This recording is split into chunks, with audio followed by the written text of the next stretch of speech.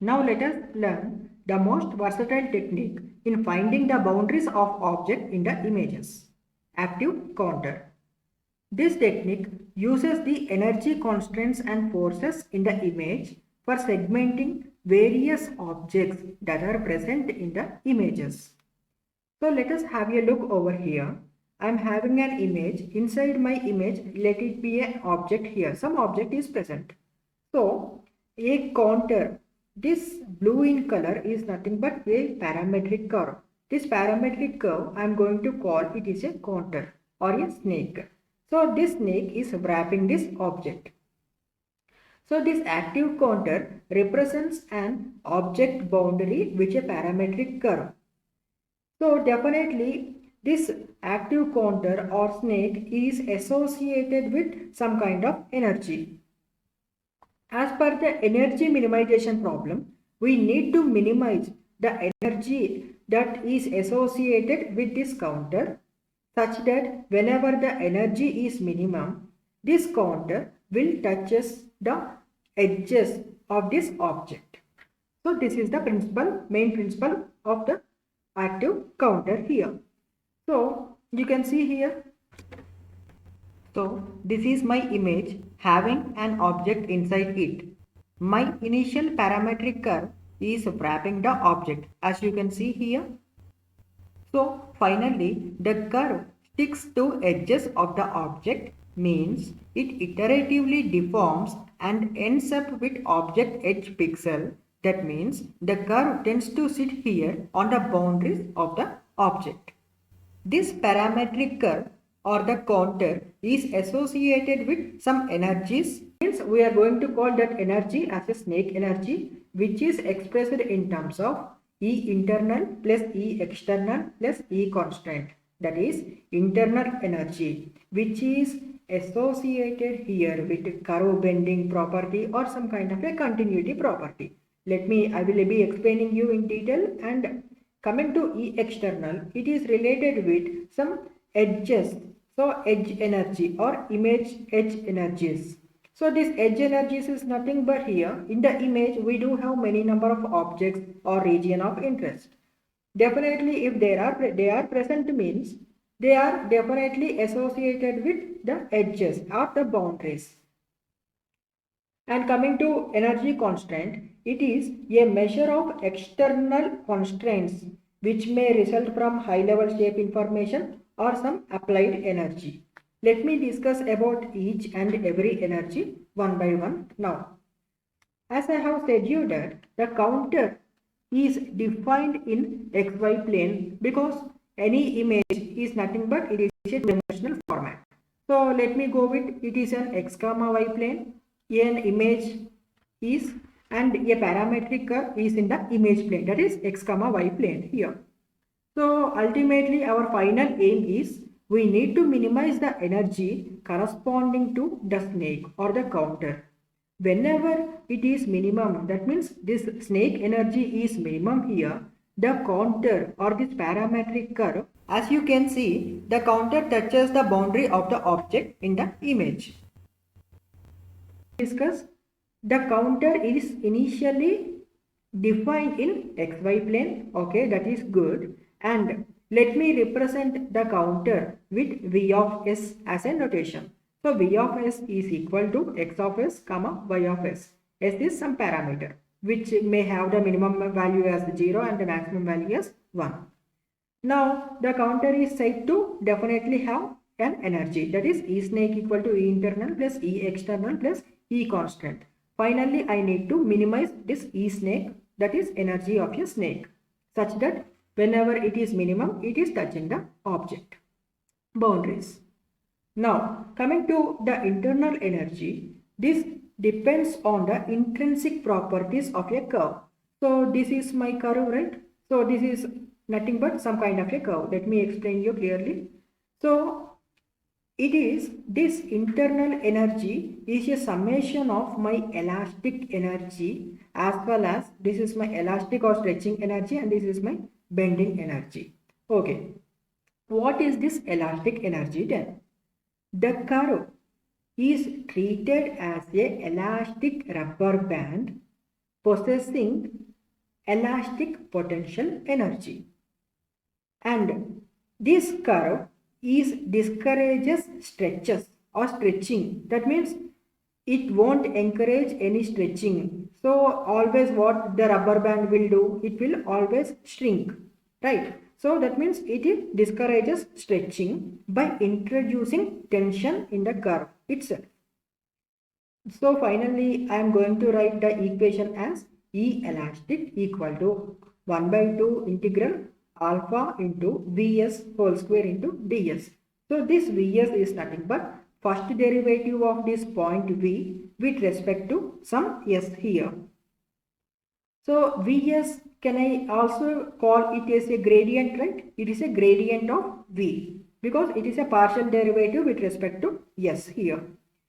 And this first derivative or this partial derivative we need to keep small, means we don't want the counter to stretch fast from one point to other point. That has to be avoided, for which we need to maintain this a minimum value. Here alpha is nothing but it is controlling some elastic energy along different parts of the curve. So it is controlling the stretching activity here. That means controlling the stretching means, can I say it is the agent responsible for shrinking of the counter?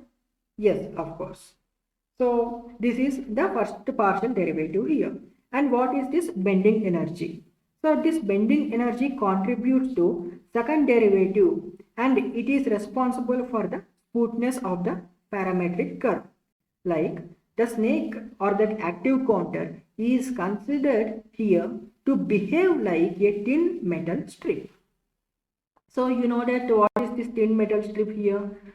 Whenever we are having a metal strip, definitely it tends to bend on either of its side, right? So a thin metal strip gives rise to some kind of ultimately a bending energy here.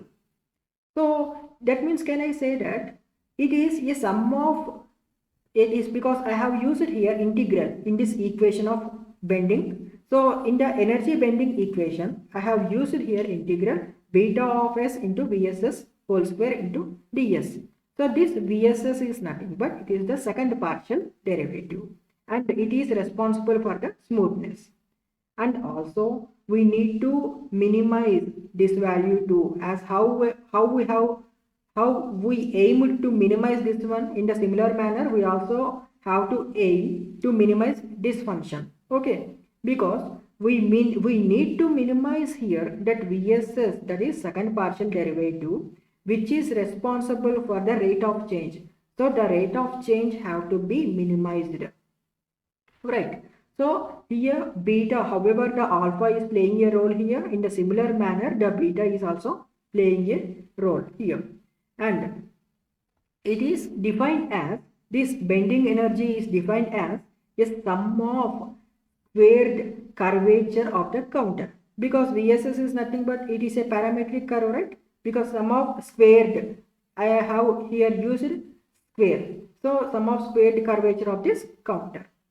Finally, can I write my total internal energy in terms of alpha dV by ds whole square plus second partial derivative whole square with associated with some scalar quantity, that is beta here.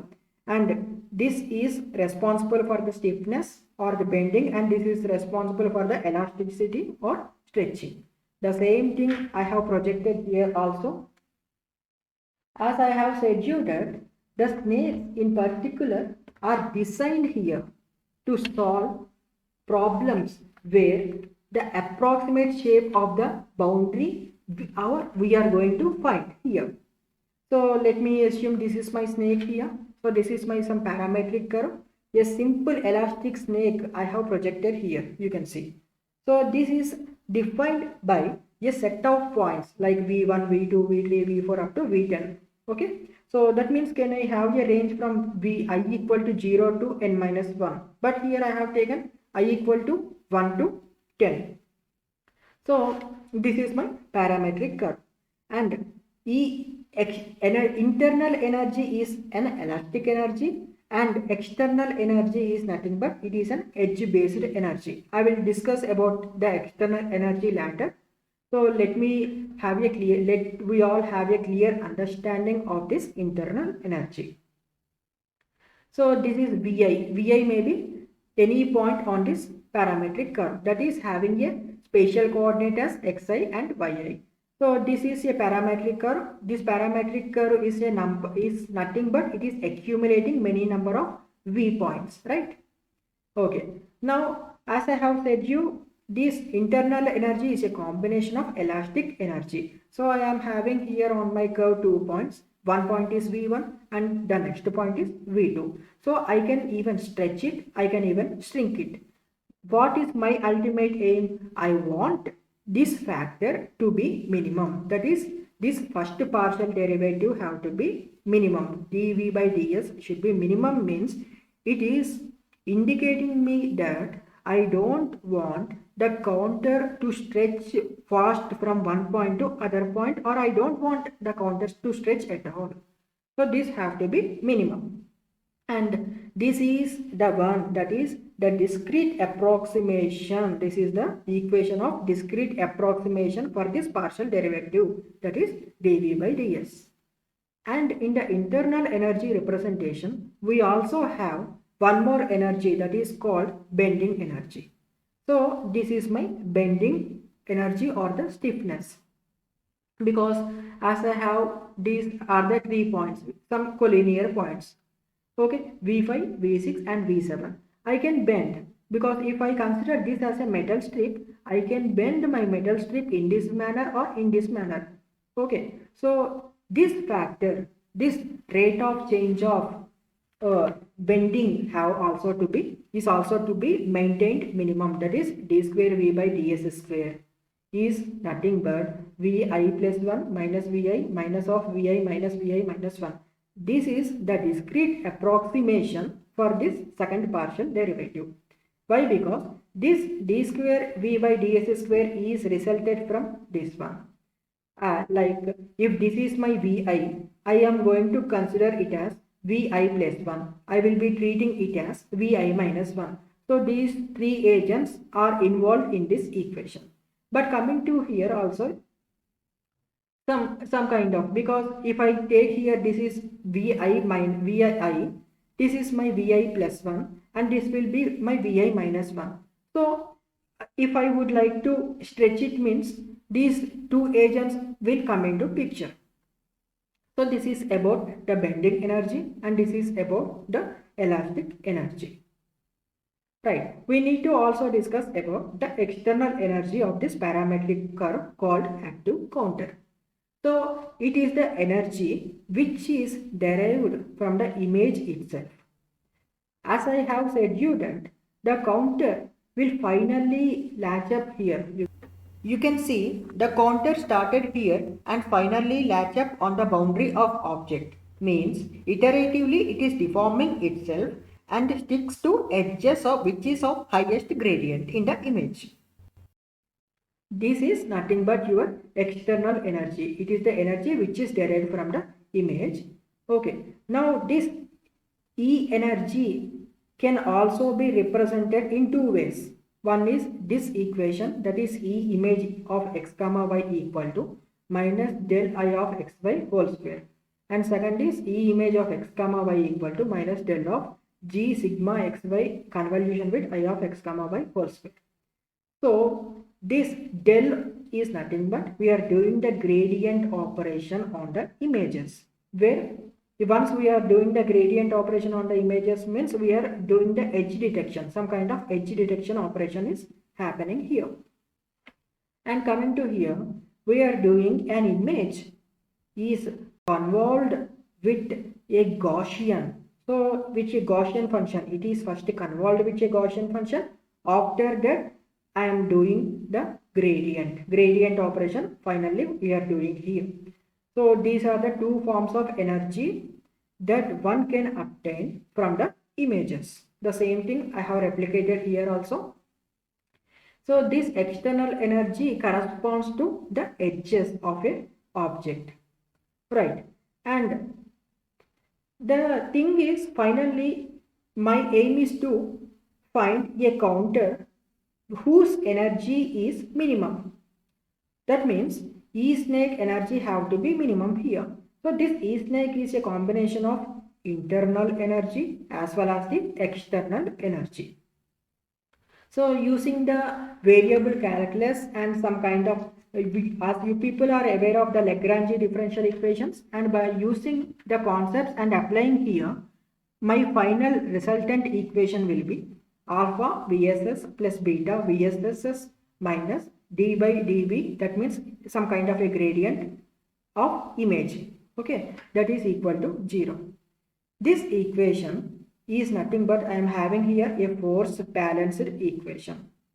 Ultimately, this is the force balanced equation, that is the resultant obtained from this equation by applying the Lagrange differential and using the concept of variable calculus. Now, as I have said you that each term corresponds to a force, right? Because it is energy is nothing but some force, right? Produced by some respective terms, which may be an this term or which may be this term or which may be also from this term. That means finally the counter what I have to get here is it have to be deformed under the action of these three forces. So one is an internal force, an energy and some constraint energy and image energy. So ultimately what I have to get a counter which have to deform itself and sit on the boundaries of an object in the image. So this is what generally happens. So it is my initial counter. After some iterations, this counter or the parametric curve or sometimes snake will be latching on the pixels of the image object edges. So this is the image edge, right? Sorry, this is the object edge. Finally, what happens? This parametric curve is sitting on the edge pixels here. So the same thing I replicated here also. So we do have the major applications of this active counter in the medical images, in the medical image fields, like for computer tomography of brain and MRI. Apart from it, like for object detection, motion tracking, stereo tracking kind of thing, and etc. We do have a many plenty number of applications. But only the major drawback with this active counter is it is hard to find the initial curve. That's it. And the main merit by using this active counter is it can work very better for ambiguous boundary regions. Like the same thing I have depicted here. The same thing you can see here, as I don't know what the boundary of the object exactly it has. So ambiguous boundaries can also be detected by using this technique. Hence, this concept of active counter is called a snake.